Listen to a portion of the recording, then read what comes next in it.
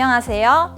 외국인 유학생을 위한 폭력예방교육 강의를 맡게 된 한국양성평등교육진흥원 폭력예방 통합교육 전문강사 김소희라고 합니다.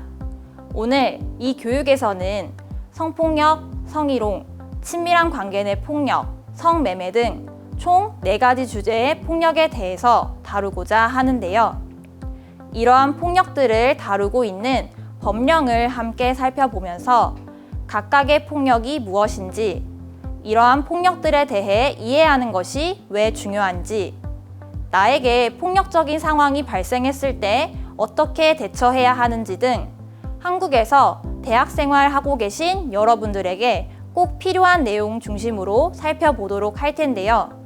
전라북도에 살고 있는 외국인 유학생 사과의 이야기와 함께 지금부터 폭력 예방 교육을 시작하도록 하겠습니다. 두근두근 새학기, 사과는 강의실 뒤쪽에 앉아 열심히 수업을 듣고 있었습니다. 그런데 옆에 앉아있던 같은 과 동기 오렌지가 필기 내용을 보여달라면서 사과에게 몸을 바짝 붙였습니다.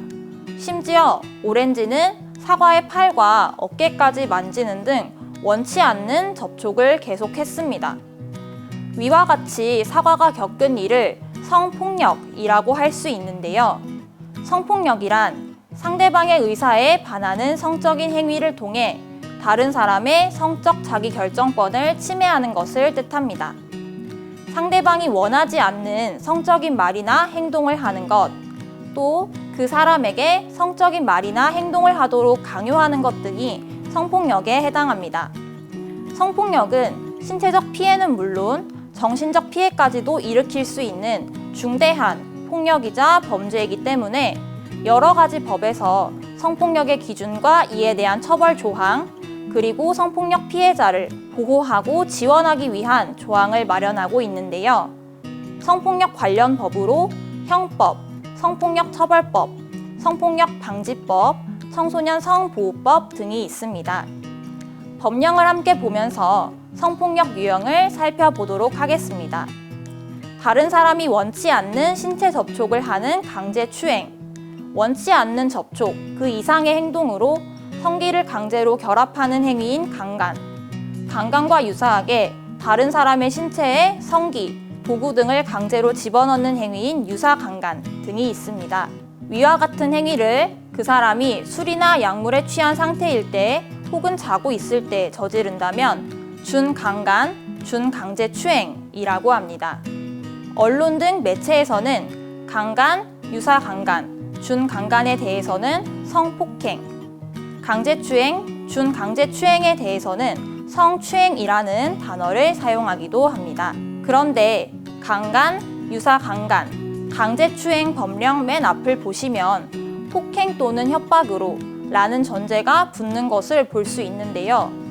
이는 그 사람을 때리거나 협박하거나 움직이지 못하게 하는 등 그 사람이 저항할 수 없는 상태에서 위와 같은 행동을 저질렀을 때 강간, 강제추행 등으로 인정한다는 뜻입니다. 하지만 우리 사회에는 폭행 또는 협박이 없는 성폭력 또한 존재합니다. 신체적 힘, 지위, 경제력, 나이 권력 등 자신이 가지고 있는 힘을 부당하게 사용하거나 권력 또는 위력 행사로 상대방이 원치 않는 성적인 행동을 강요하는 경우도 있습니다. 그렇기 때문에 성폭력을 판단하는 기준은 폭행 또는 협박 여부가 아니라 상대방의 동의 여부가 되어야 하며, 상대방이 동의했는지 여부를 판단할 때는 둘 사이가 진정한 동의를 주고받을 수 있는 관계였는지, 혹시 억지로 동의하도록 강요할 수 있는 힘의 차이가 존재하지는 않았는지도 함께 고려해야 합니다. 비교적 최근에 제정된 디지털 성폭력 관련 법에서는 판단 기준을 동의 여부로 정하고 있는데요. 디지털 성폭력이란 디지털 기기 및 정보통신 기술을 수단으로 온 오프라인 상에서 발생하는 성폭력을 말합니다. 이러한 디지털 성폭력의 유형으로는 불법 촬영, 불법 유포, 유포 협박 등이 있습니다. 불법 촬영은 카메라나 그 밖에 이와 유사한 기능을 갖춘 기계 장치를 사용해 촬영 대상자의 의사에 반하여 신체를 촬영하는 것, 즉 동의 없이 다른 사람을 촬영하는 것을 뜻합니다. 불법 유포는 촬영물을 허락 없이 다른 사람에게 보내거나 온라인상에 게시하는 것을 말하는데요. 반포, 판매, 임대, 제공 또는 전시, 상영하는 행위 등이 이에 해당됩니다. 촬영할 때 동의를 구했다 하더라도 이후 촬영 대상자의 의사에 반하여 유포하는 건 역시 당연히 불법 유포이고요. 이렇게 불법으로 촬영 혹은 유포된 촬영물을 소지, 구입, 저장하는 건 역시 범죄에 해당합니다. 이를 시청하는 것만으로도 폭력, 범죄가 될 수 있습니다. 다른 사람의 신체 이미지 또는 영상을 동의 없이 편집, 합성, 가공하여 실제와 다른 허위 영상물을 제작하는 것, 이러한 허위 영상물을 유포하는 것, 촬영물을 이용해 사람을 협박하거나 원치 않는 행동을 강요하는 유포 협박까지 모두 디지털 성폭력에 해당합니다. 사진이나 영상이 촬영되거나 온라인상에 게시된 경우 그 촬영물을 100% 완전히 삭제하는 것이 어렵고 촬영물이 계속해서 재유포될 가능성이 있기 때문에 단 한 번의 디지털 성폭력 피해를 겪었더라도 또는 피해를 겪지 않았더라도 이와 관련된 불안 피해가 극심할 수 있습니다. 그렇기 때문에 디지털 성범죄 피해자 지원센터에서는 피해자에게 상담을 제공하는 것은 물론 온라인에 게시된 촬영물을 삭제하는 것도 도와주고 있습니다. 우리 지역에서는 성폭력 예방치료센터에서 그 역할을 하고 있고요. 그 밖에도 전문적인 상담, 의료 및 법률 지원, 피해자 치료 및 회복 프로그램 등을 제공하고 있는 우리 지역 성폭력 상담소는 다음과 같습니다. 만약 내가 한국어로 소통하는 것이 어렵다면 전북 이주여성상담소에서 베트남어, 필리핀어, 러시아어 등 다양한 언어로 통역 상담과 지원을 받을 수 있습니다. 이번엔 실험 시간. 사과가 실험실에 들어서니 학과 주임 교수 레몬이 사과를 위아래로 빤히 쳐다보면서 사과, 오늘 무슨 일 있어? 혹시 데이트하러 가? 라고 묻습니다. 사과는 기분이 나빴지만 교수 앞이라 그냥 웃고 넘어갔습니다.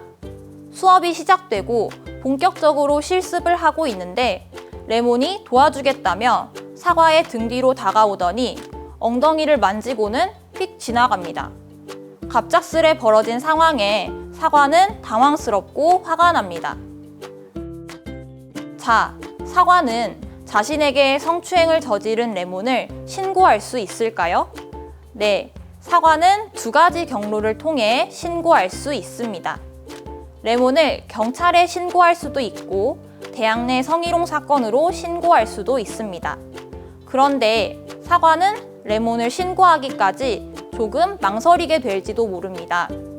우선 신고 사실이 레몬에게 알려질까봐 걱정될 수 있습니다. 레몬이 사과에게 학점을 불리하게 주거나 화를 내는 등 보복할까봐 두려울 수 있습니다. 또한 신고 사실이 대학 내에 알려졌을 때 자신에 대한 안 좋은 소문이 퍼질까봐 걱정이 될 수도 있습니다.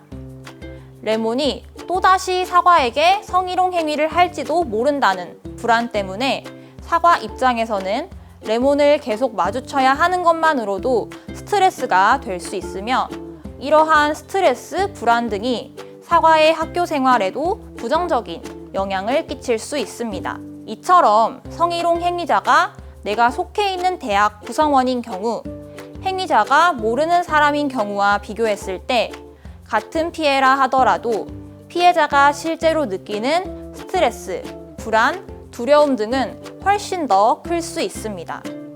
또한 성희롱 사실이 사과 인생에서의 주된 활동인 학교 생활에까지 직접적인 피해를 끼칠 수 있기 때문에 대학 내 성희롱은 성적 자기 결정권은 물론 교육받을 권리까지도 침해하는 행위입니다. 그렇기 때문에 성희롱에 대해서는 양성평등기본법, 남녀고용평등법, 국가인권위원회법 등 다양한 법에서 처벌 조항과 피해자 지원 조항을 상세하게 마련하고 있습니다.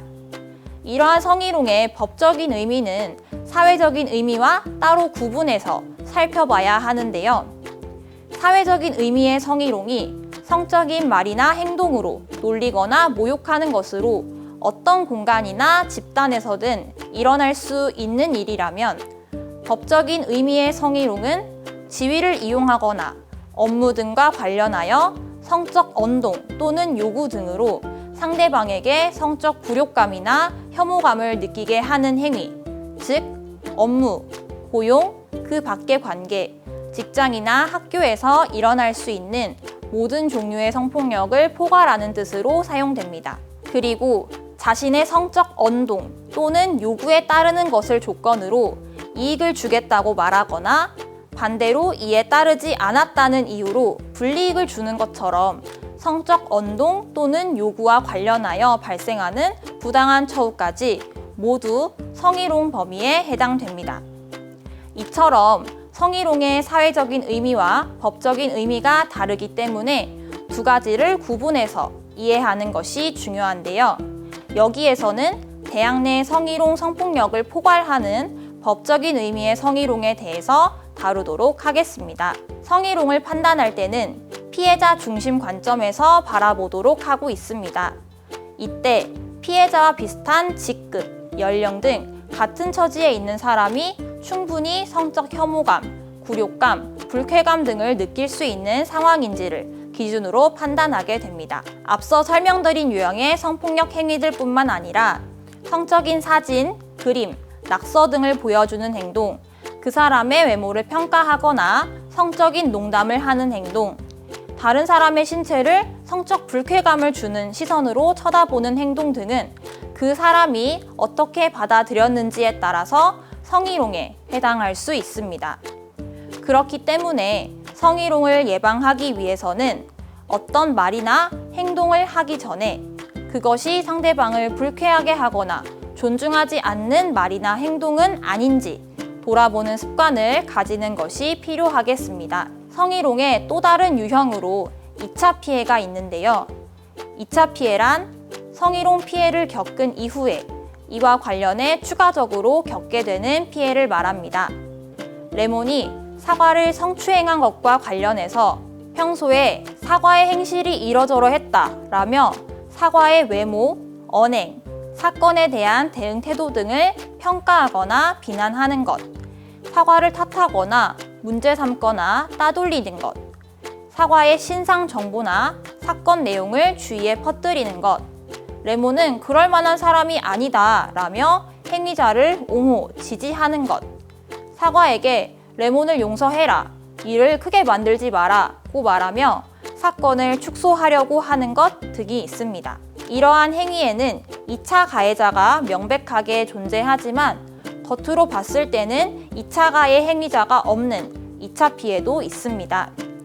성희롱 사건과 관련해 사과가 학교 생활에서 불이익 또는 불편함을 겪는 것, 주변 및 학교에서 성희롱 사건의 조사와 해결에 적극적으로 나서지 않는 것 역시 2차 피해에 해당합니다. 대학과 같은 조직 사회에서는 내가 다수, 많은 사람에 속하는 것 역시 하나의 힘이 될 수 있습니다. 나도 모르는 사이에 2차 피해를 유발하지 않도록 대학 내 성희롱 사건에 대한 민감성을 가지는 것이 필요합니다. 또한 성희롱 사건을 신고하는 것은 참고 넘어갈 수도 있었던 일을 크게 만드는 것이 아니라 또 다른 피해자가 나오는 것을 사전에 예방하는 것이며 대학 내 문화를 개선하는 기회가 될 수 있음을 이해해야 하겠습니다. 만약 나에게 성희롱 사건이 발생했다면 대학 내 성희롱, 성폭력 고충 상담 창구에서 상담을 받을 수 있습니다. 공식적인 해결을 원한다면 사건을 신고해 조사를 요청할 수 있습니다. 만약 한국어 소통이 원활하지 않고 상담기구에 외국어 상담이 가능한 상담사가 없는 경우라면 비밀 유지를 전제로 해서 학생과 대화가 가능하고 신뢰할 수 있는 제3자를 동반하거나 외국어 상담이 가능한 통역 인력을 통해 상담할 수도 있습니다. 대학에서는 내부의 성희롱 성폭력 사건 및 2차 피해에 대한 신고가 접수되었을 때 이에 대해 조사하고 피해자 보호와 행위자 처벌 등 적절한 조치를 내려야 할 의무가 있습니다. 만약 조사 과정에서 2차 피해가 발생하는 등 적절하지 않은 조치가 벌어진다면 이에 대해서도 시정을 요청할 수 있습니다. 대학 외부에 도움을 요청할 수도 있는데요. 여성긴급전화 1366, 국가인권위원회에 전화 또는 온라인으로 상담, 신고를 할 수 있습니다. 사과와 포도는 사귀는 사이입니다. 기념일을 맞이하여 두 사람은 파티룸을 빌려서 놀기로 했습니다. 어느새 분위기가 무르익었고 두 사람은 자연스럽게 스킨십을 하게 되었습니다. 사과는 아직 성관계까지는 부담스럽다고 말했습니다. 그러자 포도는 우리 사귀는 사이잖아. 여기까지 와서 놀았으면 너도 어느 정도 동의한 거 아니야? 라고 하네요. 포도는 혼자 소리를 지르며 옆에 있던 쿠션을 벽으로 집어 던지더니 급기야 밖으로 나가버립니다. 이 상황이 무서웠던 사과는 마지못해 포도와 성관계를 하게 되었습니다. 포도를 사랑하고 계속 만나고 싶긴 하지만 이렇게 성관계를 하게 된 건 너무 찝찝한데 어떻게 하면 좋을까요? 사과가 겪은 일은 사귀는 사이에서 상대방을 존중하지 않은 데이트 폭력에 해당합니다. 데이트 폭력이란 사귀는 사이 등 파트너 관계에서 상대방을 존중하지 않는 행동으로 그 사람에게 부정적인 영향, 피해를 끼치는 것을 말합니다. 이러한 행동이 부부, 부모, 자식 등 가족 관계 안에서 벌어지는 경우 이를 가정폭력이라 부르고요. 데이트 폭력과 가정폭력처럼 폭력을 저지른 가해자가 나와 친밀하고 밀접한 관계에 있는 사람인 경우를 통틀어서 친밀한 관계 내 폭력이라고 합니다. 친밀한 관계 내 폭력의 유형으로는 신체적 폭력, 성적 폭력, 경제적 폭력, 정서적 폭력, 통제, 스토킹 등이 있습니다.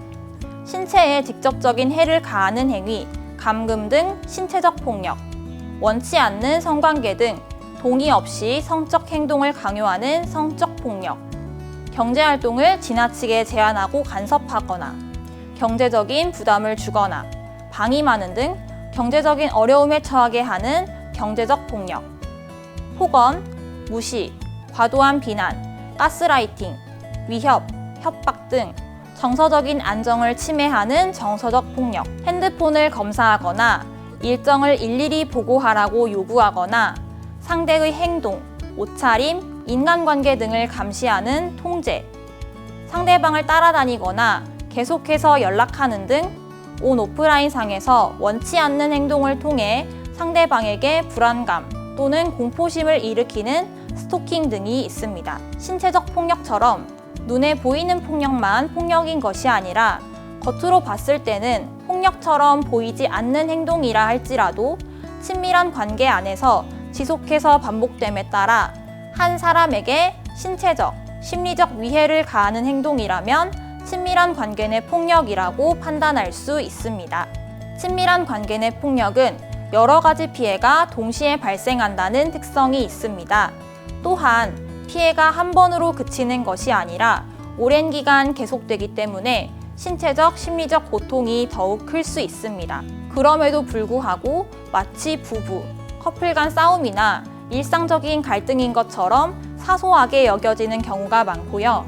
가해자가 자신과 친밀한 관계에 있는 사람이기 때문에 자신이 겪는 일이 폭력이라는 것을 알아차리기 쉽지 않을 수 있습니다. 다행히 내가 겪는 일이 폭력이라는 사실을 인지했다 하더라도 가해자를 용서해주고 싶은 마음에 폭력을 신고하는 것이 자신의 심리적, 경제적 기반 또는 주위 환경에 안 좋은 영향을 끼칠 수 있기 때문에 사적인 사이에서 일어난 일을 신고하는 것이 자신에게도 부끄러운 일이라고 생각하기 때문에 등등 여러 가지 이유에서 이 폭력을 외부에 신고하고 도움을 요청하는 것이 어려울 수 있습니다. 그렇기 때문에 친밀한 관계 내 폭력은 개인의 문제가 아니라 우리 사회가 함께 해결해야 하는 사회적인 문제로 바라보아야 하며 폭력이 발생했을 때 보다 쉽게 신고하고 도움을 요청할 수 있는 사회적인 분위기가 만들어져야 합니다.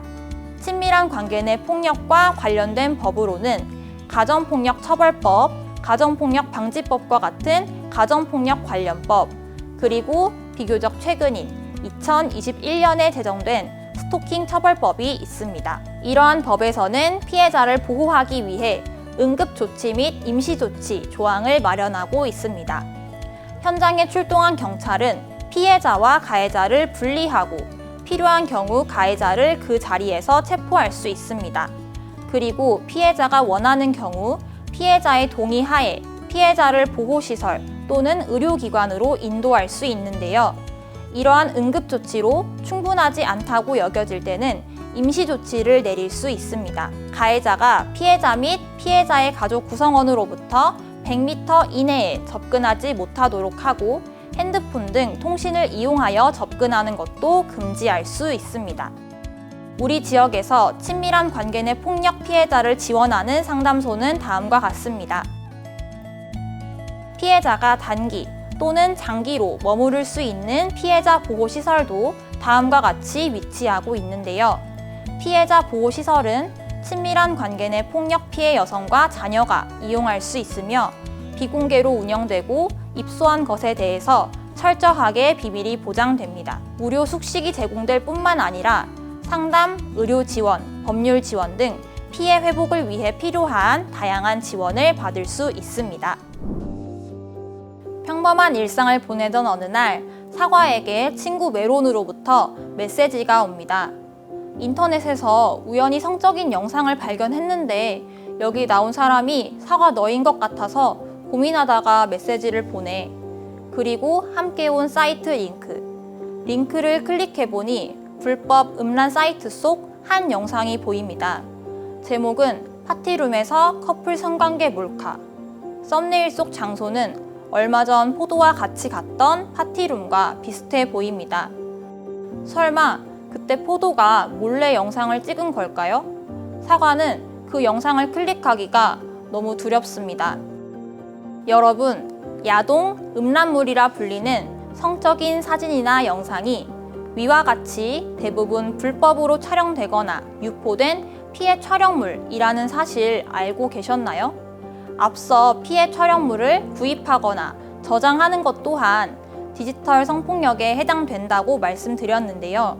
무심코 영상 한번 클릭한 것이 나도 모르는 사이에 폭력 또는 범죄를 저지른 것이 될 수도 있다는 뜻입니다. 우리나라 야동, 음란물 중 대부분이 이러한 피해 촬영물이기 때문에 영상에 나온 피해자는 물론 나 자신을 위해서라도 이러한 영상을 소비하지도 말고 주위에 퍼뜨리지도 않는 것이 필요합니다. 사과처럼 주위 아는 사람으로부터 피해를 겪는 사례도 있지만 온라인을 통해 접근한 익명의 가해자로부터 피해를 입는 경우도 존재합니다. 대표적인 예로 2020년에 발생했던 N번방 사건이 있는데요. 가해자들은 이벤트에 당첨되었다, 아이돌을 시켜주겠다 등의 명분으로 SNS를 통해 피해자에게 접근한 뒤 피해자의 개인정보, 얼굴 사진, 신체 사진 등을 얻었습니다. 그 후 이를 협박 수단으로 삼아 내 말을 듣지 않으면 너의 몸 사진을 내 주위에 유포하겠다며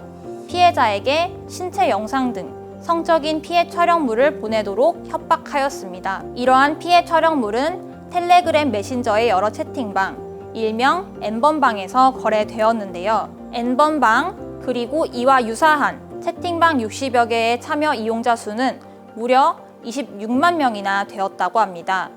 여러 채팅방을 중복으로 이용한 사람도 있다는 사실을 고려하더라도 결코 적지 않은 숫자인데요. 사실 N번방 사건 가해자에는 피해 촬영물을 찍도록 강요하며 피해자의 성을 착취한 사람들만 있는 것이 아닙니다. 자신이 정당한 구매를 하고 있다고 착각하며 소비를 통해 성착취를 저지른 훨씬 많은 숫자의 수요자들도 가해자에 포함됩니다. 그렇기 때문에 성착취를 근절하는 데에 있어서 가장 중요한 것은 바로 수요 차단, 즉 성착취물을 사지도 보지도 않는 것이며 이처럼 익명성 뒤에 숨어서 마우스 클릭 한 번으로 성착취를 저지르는 일이 더 이상 일어나서는 안 될 것입니다. 이를 위해 구매자와 알선자를 엄중하게 처벌하고 관련 예방 교육을 강화하는 등 대책을 마련하는 것이 필요합니다. 성매매 관련 법인 성매매 처벌법에서도 이러한 폭력을 방지하기 위한 규정을 마련하고 있습니다. 피해자가 성을 파는 행위를 하도록 강제하는 것뿐만 아니라 성적인 사진이나 영상물을 촬영할 목적으로 피해자를 지배, 관리하는 것 역시 성매매 목적의 인신매매로 보고 이를 처벌하도록 하고 있습니다. 이때의 인신매매에는 선불금, 숙소 등 이익을 주거나 혹은 주기로 약속하고 그 사람이 성적인 행위를 하도록